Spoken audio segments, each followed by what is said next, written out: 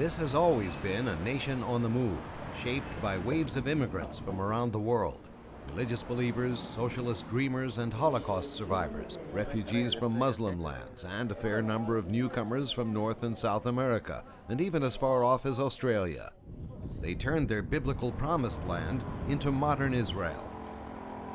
It's called the Jewish state, but when you take into account the variety of cultural, national, and ethnic backgrounds from which these people come, and the fact that many of them aren't even Jewish, it quickly becomes clear that describing the character of Israel is no simple matter.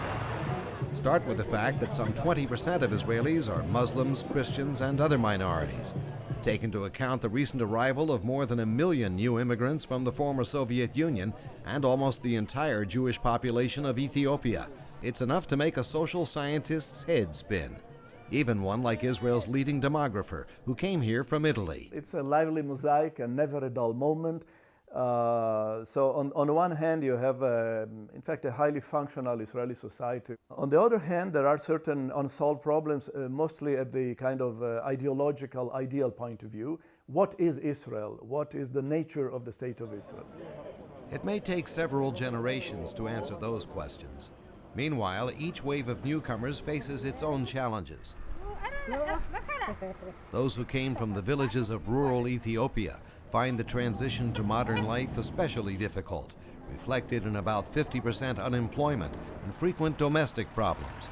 While their children learn to fit in, many of the parents are left behind. On the other hand, beginning in the late 1980s, immigrants from the former Soviet Union arrived in Israel in such great numbers, with so much purchasing power, that they were able to carve out their own niche. In their neighborhoods, Russian signs and tastes abound. All the products in the store come from Ukraine and Russia. The people who come in here see goods they're familiar with, and that's what they want to buy.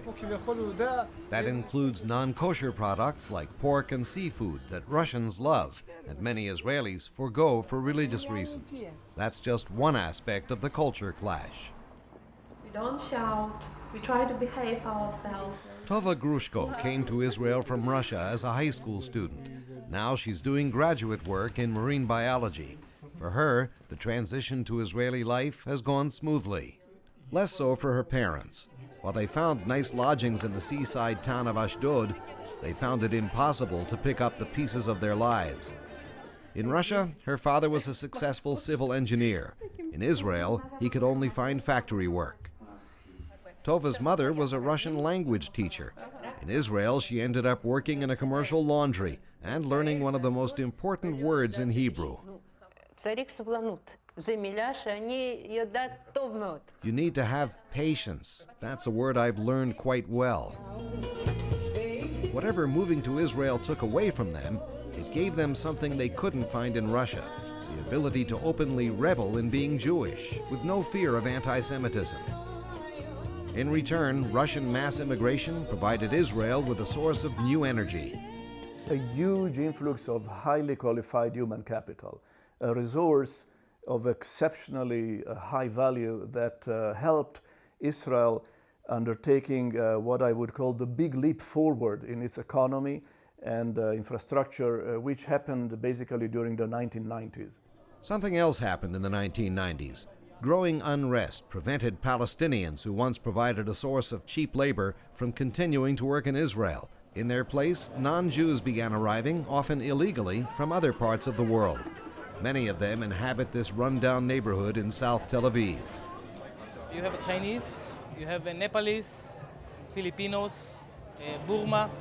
Eli Penso's mini market offers them an impressive selection of Eastern delicacies. We accept them, of course. We are trying to help them. Recently, many of the new arrivals have been refugees from Africa, many of them fleeing the bloodshed in Darfur. I'm Muslim, I'm from Islamic country, and we're facing genocide from our own Muslims. Like the Israelites of old, Yassin Musa and other Darfurian refugees trek across the desert from Egypt, risking their lives to make it into Israel. Most are arrested upon arrival, spending months in jail. Yassin established an organization to lobby for their rights and a shelter where they spend their first days of freedom. He says Israeli citizens, if not the government, have rallied to his cause. I read about Jewish history when I was in high school, about the genocide, the Holocaust. They feel these things inside them.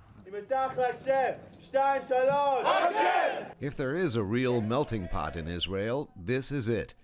Being in the army is light years away from what many immigrants to Israel would be doing back home. Yet ironically, here it's something most of them want to do. It turns me into an Israeli. When I put on the uniform, I become part of the state of Israel.